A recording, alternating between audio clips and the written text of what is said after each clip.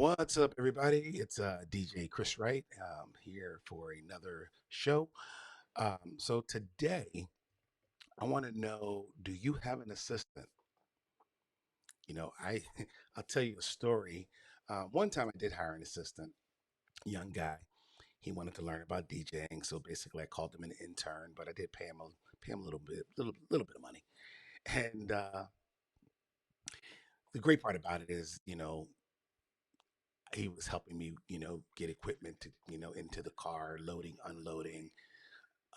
But he also helped me set up, but he was dumb as a doorknob.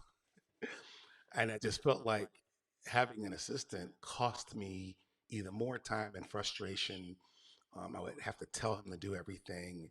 I'm going to take the blame for that because sometimes, when we have an assistant, we don't give good directions as DJs. When you're so used to working on your own, knowing how you want the day to go, knowing, you've planned with the bride and groom, and I guess you just expect that that's going to translate into being able to get your assistant to do exactly what you're thinking. I think the best way to do that, I think I heard Aaron Strawn say his wife told him, just tell him exactly what's in your head and um, expect the best, but having an assistant can sometimes be frustrating. So I want to know, do you use an assistant? If you do use an assistant, what you use them for? Put some notes in the comments for me. Let me know if it's a good thing, if it's a bad thing. And I just want to go over some, pros and cons about what I think are, the best reasons maybe to have an assistant and not have an assistant. So basically, you have extra hands for setup, breakdown, equipment management, things like that. You can say, hey, run to the truck and grab this cable, or go get this, piece of equipment or that piece of equipment, or I think I need a bass sub in here, running to get that while you're doing other things. It also, it might give you time to talk to the venue or wedding coordinator while he's setting up for you, getting the lay of the land, trying to figure out, things that you can do. But the whole having an assistant thing is a topic of discussion that a lot of DJs have. And some say, no, don't need one, waste of money. Some people say, no, it's a good thing. Some people work with their wives or their girlfriends, or I should say the other way around too. There's female DJs who may work with their husbands and boyfriends to help them with things like that. You also could have improved performance and focus on music selection because when you're by yourself, people always want to come up to the booth and ask you questions. Um, People want to tap you on your shoulder. They want to show you their phones and, hey, I got a question about a song, or do you have this song? And you lose your focus. And they always seem to come right as you're about to do a beat mix, or you're about to, think of you know, you're about to put someone's request on. They come and bother you, and next thing you know, you forgot, what was I doing? What song was I going to put on?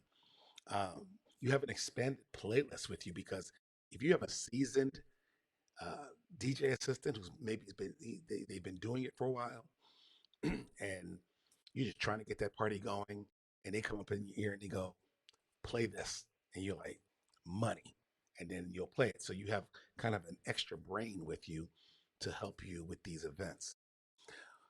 Smoother transitions between songs, as I talked about a minute ago. You're trying to beat mix, you're trying to do word plays or tone plays, and you just got it all down. It's right here in your brain, and you don't have to worry about the distractions because you have an assistant to take care of that. Maybe the photographer has a question, or another wedding vendor has a question. They may want to tell you, hey, they set us up for dinner over in this room. You don't want to hear all that, so your assistant can tell you once that takes place. Maybe the venue manager want to tell you about something that's taking place, and they can talk to your assistant. So that's always good to have that extra set of ears so you're not distracted. You have that enhanced stage presence. And what do I mean by that? If you have an assistant who can control the intros, maybe push buttons for you, do things during the ceremony for you that you need four hands for, you can be on the floor being an MC because you're the skilled person at that. So you can actually be on the floor being an MC, or maybe you can stand to the side of the booth and be an MC and focus on the things you have to say, focus on your script, and you don't have to push buttons. So that always works out well when you have an assistant for that. What about backup support for emergencies? Oh my God. um, I'm doing the ceremony and my generator's gone out, or you don't know where to plug something in. You may, instead of sweating and worrying about it, tell your assistant, hey, go grab the venue manager. We got a problem. There's no power in this outlet. And then they can help you with things like that. So definitely backup support for emergencies. What about you got to take a poop? I got to really, really go right now. Keep them going until I get back. That way you're not putting on some cheesy, remix medley or playlist that lasts 10 minutes until you get back. That was kind of disgusting. But you know what I mean. All DJs have to pee, all DJs have to poop.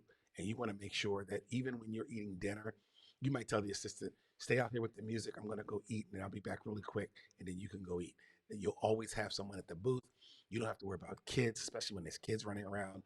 What if you're eating and some kids running around in circles come over and knock over something? Or, I know you have liability insurance, but you want to make sure you don't need that.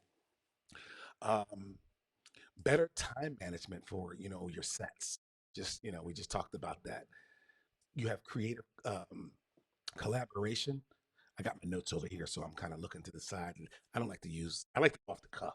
So I'm not going to use my teleprompter, which I do have one because I do real estate podcast. That's my full time day job. But for stuff like this, I just want to talk to you guys. But yeah, creative collaboration, like these guys in the picture, they're working together. One's looking on the soundboard, one's thinking of songs you might want to play. Hey, what a good mix is for that. What if you have a nice light show?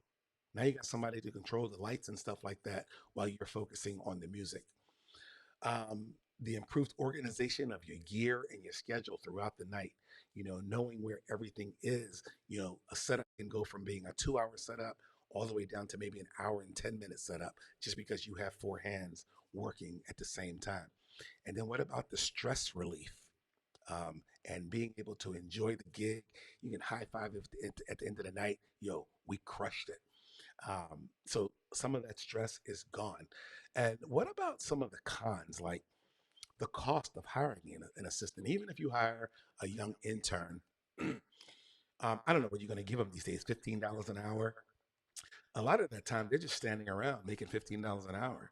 And no way you're going to hire an assistant that's going to come set up for you, leave, and then come back at the end of the night and break down for you.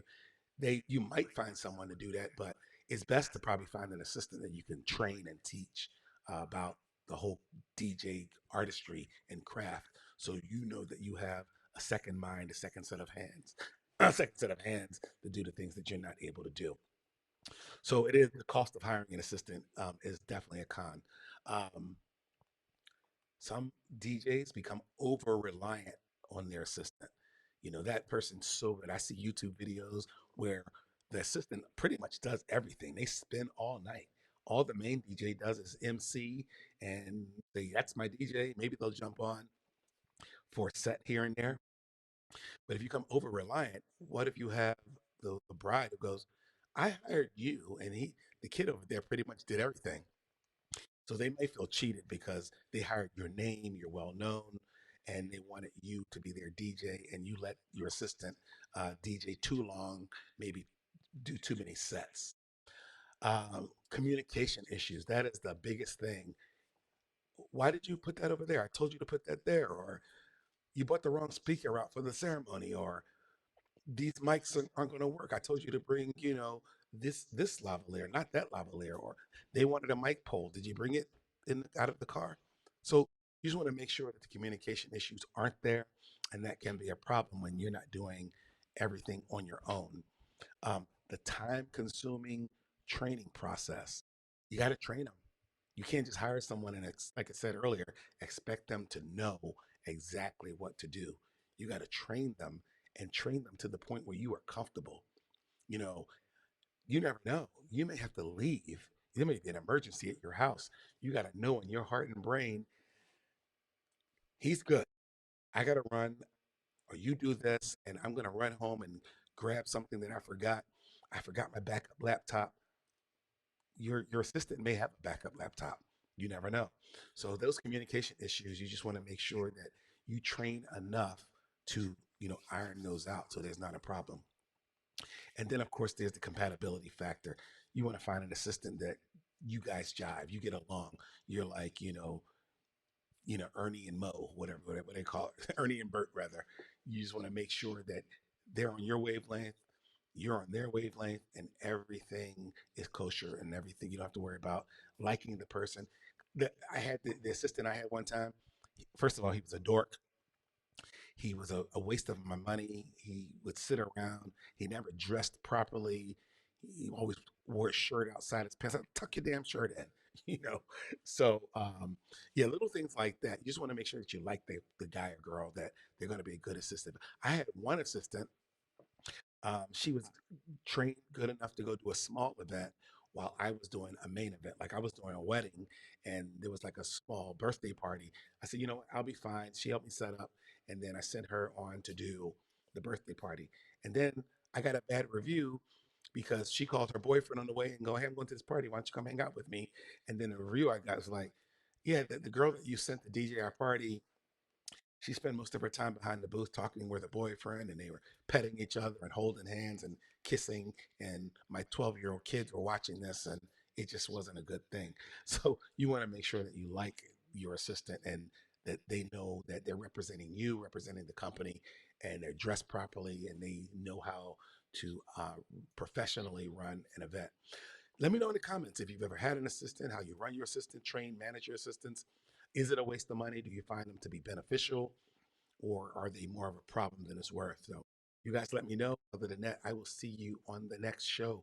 Thank you guys for tuning in. Make sure you like and subscribe. Tune in from time to time. Let me know how I'm doing. I'll talk to you guys later. Take care.